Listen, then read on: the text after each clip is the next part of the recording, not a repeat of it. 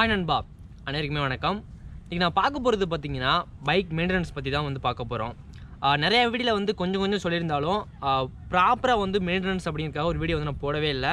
So அதுக்காக தான் அந்த வீடியோ. ஒரு பைக்குக்கு பார்த்தீங்கன்னா மெயின்டெனன்ஸ் அப்படிங்கிறது ரொம்பவே முக்கியமான ஒன்று.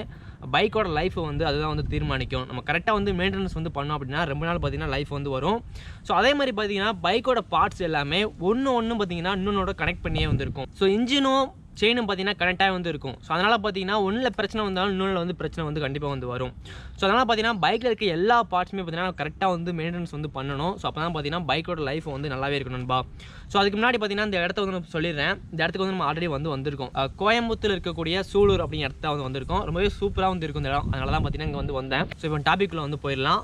ஃபஸ்ட்டு ஒன்று பார்த்தீங்கன்னா இன்ஜினோட ஆயில் வந்து நம்ம கரெக்டாக வந்து செக் பண்ணிக்கணும். ஃபஸ்ட்டு வந்து பார்த்தீங்கன்னா இன்ஜினில் வந்து ஆயில் வந்து ஊற்றும் போது அது வந்து பார்த்தீங்கன்னா ஆயில் ஃபில்டருக்குள்ள வந்து போகும்.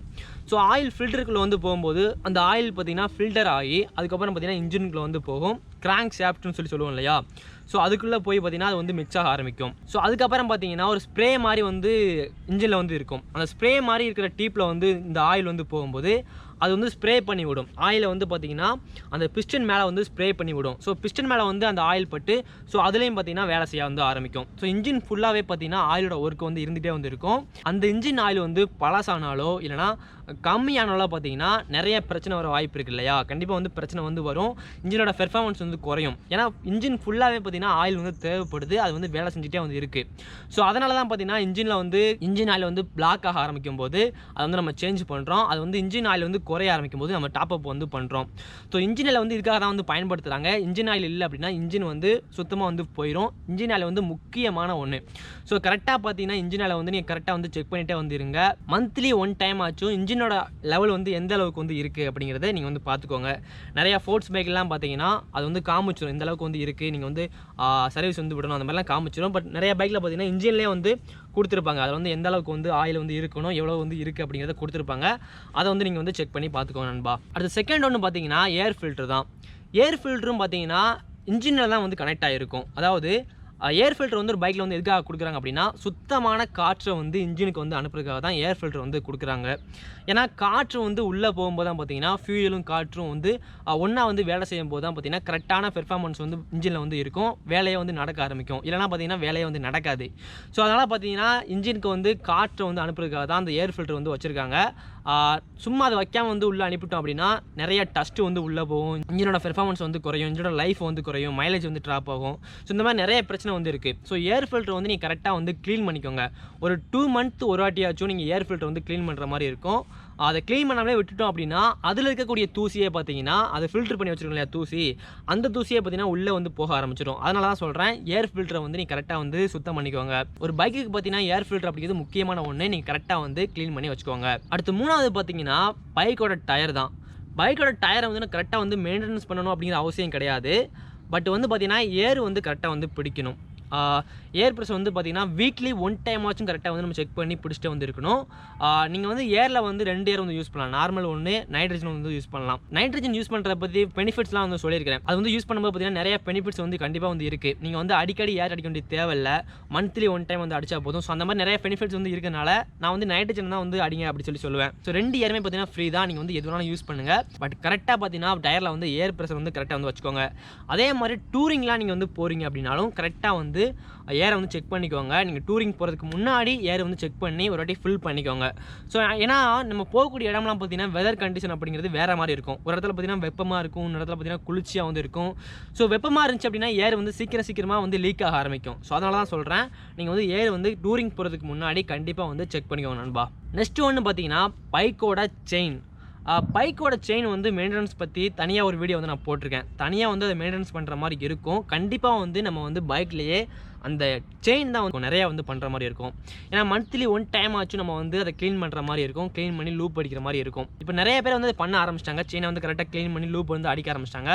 பட் வந்து இந்த செயின் ஸ்ப்ராக்கெட் இருக்கும் இல்லையா, அந்த பல்லாக இருக்கும் இல்லையா, அதில் வந்து நிறைய பேர் வந்து க்ளீன் பண்ண மறந்துடுறாங்க. ஸோ அதுலேயும் பார்த்தீங்கன்னா டஸ்ட் வந்து கண்டிப்பாக வந்து இருக்கும். நீங்கள் க்ளீன் பண்ணீங்க அப்படின்னா அதையும் சேர்த்து வந்து க்ளீன் பண்ணுங்கள். ஸோ அதனால் பார்த்தீங்கன்னா நீங்கள் டூரிங் எங்கேயாச்சும் போகிறீங்க அப்படின்னா கண்டிப்பாக 300-400 கிலோமீட்டர்லாம் போகிற மாதிரி இருக்கும்.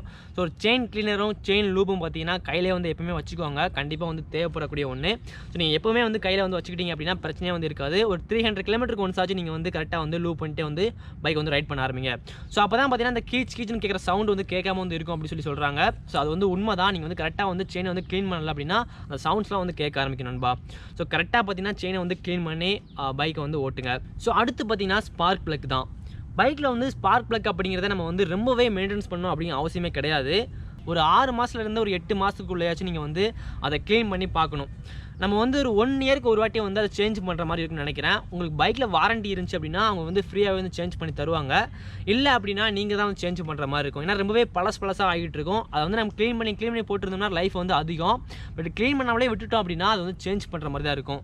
ஸ்பார்க் ப்ளக் அப்படிங்கிறது ரொம்பவே முக்கியமான ஒன்று நண்பா. அதுவும் பார்த்தீங்கன்னா இன்ஜினில் தான் வந்து கனெக்ட் ஆகிருக்கும். இன்ஜினில் மட்டும் இல்லை, நிறைய விஷயத்துக்கு வந்து கனெக்ட் ஆகிருக்கும்.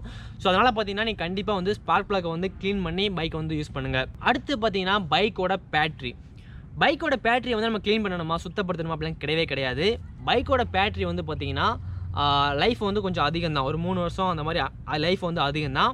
பட் பார்த்தீங்கன்னா நிறைய பேருக்கு பார்த்தீங்கன்னா இந்த பைக் ஸ்டார்ட் பண்ணும்போது ஒரு 2-3 வாட்டி வந்து ஸ்டார்ட் பண்ணால் தான் ஸ்டார்ட் ஆகும் பைக்கு. அதுக்கான காரணம் பார்த்தீங்கன்னா பைக்கோட சார்ஜ் லெவல் வந்து கொஞ்சம் கம்மியாக இருக்கிறதுனால தான் அந்த மாதிரி இருக்கும்.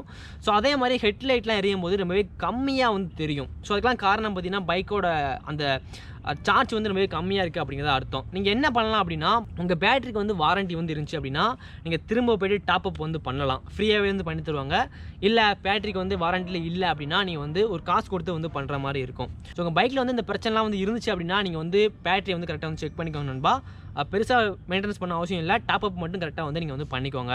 அடுத்து பார்த்தீங்கன்னா நீங்கள் வந்து வீக்லி 1 டைம் ஆச்சும் உங்கள் பைக்கை வந்து செக் பண்ணிக்கணும். நீங்கள் பைக் எடுக்கும் போது என்னென்னலாம் செக் பண்ணணுமோ அதே மாதிரி பார்த்தீங்கன்னா வீக்லி 1 டைம் பார்த்தீங்கன்னா உங்கள் பைக்கை நீங்கள் வந்து செக் பண்ணணும். என்னென்னலாம் வந்து கரெக்டாக வந்து இருக்குது, ஆயில் லெவல் கரெக்டாக இருக்கா, செயின் வந்து கரெக்டாக துருப்பிடிக்காமல் கரெக்டாக வந்து இருக்கா. ஸோ இந்த மாதிரி நிறையா வந்து செக் பண்ணணும். லைட்லாம் வந்து கரெக்டாக எரியுதா அப்படின்னு நிறையா வந்து செக் பண்ணணும். ஸோ செக் பண்ணி பார்த்துக்கோங்க. ஸோ செக் பண்ணிவிட்டு உங்கள் பைக்கை வந்து நல்லா வந்து வாஷ் பண்ணிடுங்க. வீக்லி 1 டைம் ஆச்சும் கரெக்டாக வந்து நீங்கள் வாஷ் பண்ணணும். அப்படி வாஷ் பண்ணும்போது பார்த்தீங்கன்னா மைக்ரோ ஃபைபர் துணியை வந்து யூஸ் பண்ணுங்கள். அது என்ன பிராண்டாக இருந்தாலும் சரி, நீங்கள் என்ன பிராண்ட் வேணாலும் யூஸ் பண்ணுங்கள். பட் மைக்ரோ ஃபைபர் துணி யூஸ் பண்ணும்போது பார்த்தீங்கன்னா பைக் வந்து கொஞ்சம் நல்லாயிருக்கும். தூசிலாம் பார்த்தீங்கன்னா ஈஸியாக வந்து ஒட்டிக்கிட்டு வந்து வந்துடும். ஸோ அதே மாதிரி கிராச்சஸ்லாம் வந்து ஆகாமல் இருக்கும். ஸோ அதனால தான் அந்த துணியை வந்து யூஸ் பண்ண சொல்கிறேன். ஸோ அந்த துணியை வந்து நீங்கள் வந்து யூஸ் பண்ணுங்க நண்பா. ஸோ நம்ம எவ்வளோ காசு கொடுத்து பைக் வந்து வாங்கினாலும் பார்த்தீங்கன்னா நம்ம வந்து கரெக்டாக மெயின்டெனன்ஸ் வந்து பண்ணலை அப்படின்னா நம்ம பைக்கை நம்ம பார்க்குறதுக்கே வந்து பிடிக்காது. பைக் வாங்கும்போது பார்த்தீங்கன்னா புதுசாக வந்து இருந்திருக்கும். நம்ம வந்து அப்படியே வந்து விட்டுட்டோம் அப்படின்னா அது ரொம்பவே பழசாகிற மாதிரி இருக்கும். அப்புறம் பைக்கை ஓட்டுறதுக்கே பார்த்தீங்கன்னா ஒரு இன்ட்ரெஸ்டே இல்லாமல் இருக்கும். நிறைய பேர் பார்த்தீங்கன்னா பைக் வாங்கின புதுசில் நல்லா வந்து ரைட் பண்ணுவாங்க, நல்லா வந்து போய்கிட்டு இருப்பாங்க. இதுவே ஒரு 7 மாதம் 8 மாதம் ஆச்சு அப்படின்னா அப்படியே வந்து பைக்கை எடுக்கவே மாட்டாங்க. காரணம் பார்த்தீங்கன்னா அந்த பைக் மேலே இருக்கிற இன்ட்ரெஸ்ட் வந்து போயிடும். என்ன காரணம் அப்படின்னா பைக் வந்து கொஞ்சம் கொஞ்சமாக பழசாக ஆரம்பிச்சிருச்சு அப்படின்னு நினச்சிக்குவாங்க. உங்கள் பைக் வந்து புதுசாக வந்து இருக்கணும் அப்படின்னா நீங்கள் வந்து கரெக்டாக வந்து பார்த்துக்கிட்டாலே போதும் நண்பா. அது வந்து புதுசாக வந்து இருக்கும். ஸோ பிரச்சனையே வந்து இல்லை. ஸோ உங்கள் பைக்கை வந்து கரெக்டாக வந்து நீங்கள் க்ளீன் பண்ணி கரெக்டாக வந்து மெயின்டெனன்ஸ் பண்ணிக்கோங்க. ரொம்ப பெரிய அளவில் வந்து ஒரு மெக்கானிக்கல் வேலைலாம் பார்க்கணும் அவசியம் இல்லை. அதுக்கு வந்து சர்வீஸ் சென்டர் தான் வந்து போய் ஆகணும் நண்பா. நம்ம வெளியே இருந்தே பார்த்தீங்கன்னா நம்ம பைக் வந்து நிறையா வந்து பண்ணலாம். நம்மளே வந்து பண்ண முடியும். ஸோ நம்ம தான் வந்து பண்ணணும் நம்ம பைக்கை வந்து அதிகமாக. ஸோ அதெல்லாம் வந்து கரெக்டாக வந்து பண்ணிக்கணும் நண்பா. ஸோ நான் பார்த்தீங்கன்னா கொஞ்ச நேரம் வந்து இங்கே இருந்துட்டு அப்படியே இயற்கையை வந்து ரசிச்சுட்டு ஸோ அப்படியே வந்து வீட்டுக்கு வந்து கிளம்புறேன். ஸோ இந்த வீடியோ பார்த்து அனைவருக்குமே நன்றிகள் நண்பா. வணக்கம். ஜெய்ஹிந்த்.